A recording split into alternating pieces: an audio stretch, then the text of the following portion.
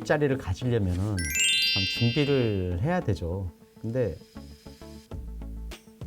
사실 가장 핵심은 은퇴하기 전에 일자리 준비를 하는 거죠. 그렇게 해야 되는데 사실 은퇴 날짜가 정해져 있음에도 불구하고 사람들 보면은 별로 그렇게 안 와닿는 것 같아요. 이 월급이 이제 안 나와 봐야 그 상황을 인지할 텐데 그래도 퇴직금이라는 게 있기 때문에 또 이제 뒤에 버팀목이 있다 생각하는데 그렇게 해서는 좀 어려울 것 같고요. 그래서 일단 이 마인드부터 가져야 돼요. 잠깐 일하고 그만둘 거다라는 생각을 버려야 됩니다. 왜냐하면 그런 생각을 가진 사람을 뽑아야 되는 회사는 없죠. 그러니까는 그 사람을 계속적으로 사용하려고 할 때 그 사람을 뽑을 텐데 이 구직자가 그런 마인드를 가지고 있으면 아마 취업이 안 된다 이렇게 얘기를 하고요, 전문가들이. 그 다음에 일을 그러면 상당 기간 동안 꾸준히 할 생각을 해야 되는데 언제까지 해야 되냐? 그럼 현실적으로 60세에 은퇴하는 거는 이제 제 주된 일자리에서 나오는 것이고 그 다음 일자리에서 이렇게 저렇게 전전긍긍 하다 보면 71세까지 가는 게 우리 현실입니다. 그러니까 결국은 71세까지는 은퇴가 안 된다는 거죠. 그렇기 때문에 우리 은퇴라는 용어 쓰지 말고요. 그냥 퇴직했다 하고 새로운 일자리로 옮겨가서 다시 일을 계속 해야 되겠다. 이런 마음을 가져야 되는 거죠. 그러면 일자리를 찾으려고 그러면 이제 우리 경쟁자가 젊은 애들인데 젊은 애들한테 좀 별로 소외받는 그런 일자리들을 찾는 게 필요할 거고요. 그다음에 그러면은 거기에 이제 시간과 장소 이런 것들이 정해질 거예요. 가기 싫은 곳, 하기 싫어하는 일 시간대 이런 것들을 좀 기피하는 걸 찾아보면 우리한테 경쟁력이 좀 있지 않을까 생각이 듭니다.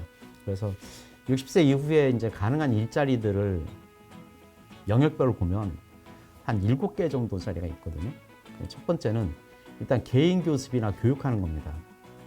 그러니까 특정 분야에 어차피 많은 경험을 가지고 있고 전문 지식을 가지고 있으니 이것이 필요한 학생이나 성인들을 대상으로 수업을 할 수 있고 또 멘토도 해줄 수가 있겠다 이런 거고요. 두 번째는 컨설팅입니다.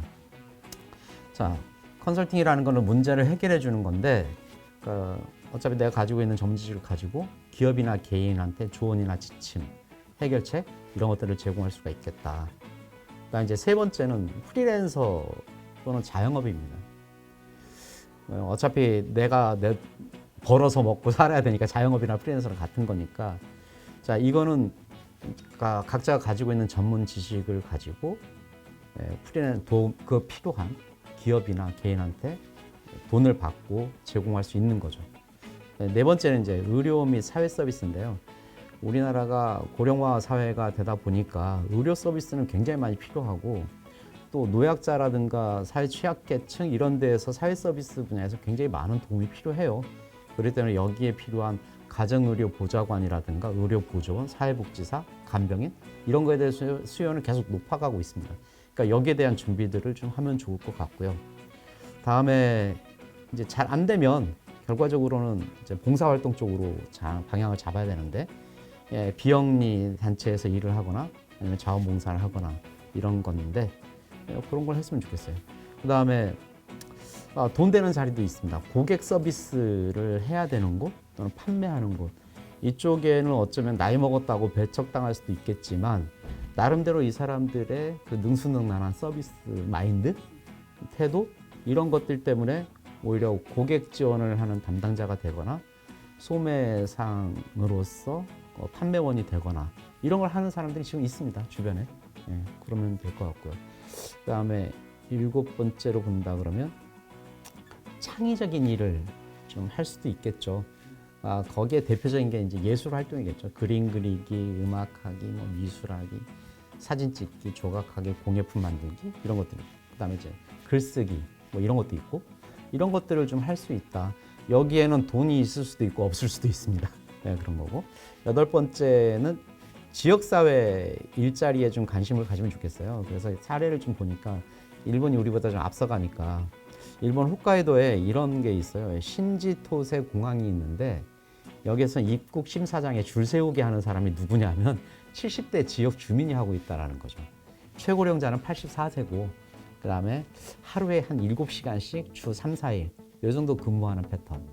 그러니까 이런 일자리들이 우리 지방에도 충분히 있을 거란 얘기죠. 그런 거죠. 자, 그러면 한 8가지 말씀을 드렸는데 좀 더 덧붙여서 하고자 하는 얘기는 이런 거예요. 노년에도 할 수 있는 일은 배우자. 노년에도 할 수 있는 일을 배우자. 그래서 보니까 도쿄 대학에 일본인 키구치 다케오라는 사람이 입학을 했어요. 근데 그 도쿄 예술대학인데 거기서 55세 입학해가지고 10년 동안 배웁니다. 근데 지금 90세인데요. 구두 명인이에요. 네, 그런 사람이 있고요. 그다음에 능력하고 역량하고 좀 구분을 해야 되는데 능력은 내가 가지고 있는 뭘 할 수 있는 힘이잖아요. 근데 이게 내가 어떤 직무와 연결해서 소용이 되면 그건 이제 역량으로 평가받을 수 있는 건데 우리가 가진 능력을 역량으로 평가받을 수 있는 분야를 찾아가야 된다라는 거죠. 그러니까 그냥 막무가내로 나는 능력이 되니까 나 써줘. 이건 아무도 안 써줄 거고 내가 가진 능력이 이런 게 있는데 당신네들이 필요한 것들이 이러이러한 거다. 나는 그걸 잘할 수 있으니 이 역량을 사달라. 이런 식으로 제안하는 거죠. 그렇게 하면 좋겠어요. 그리고 60세가 넘어가면 뭐를 아무리 해도 안 찾아줄 겁니다. 내가 직접 찾아가서 발로 뛰고 내가 하겠다고 나서야 되는 거죠. 그러니 남이 나를 찾아줄 거라고 우리는 기대하지 맙시다. 이게 제가 마지막으로 드리는 말씀입니다.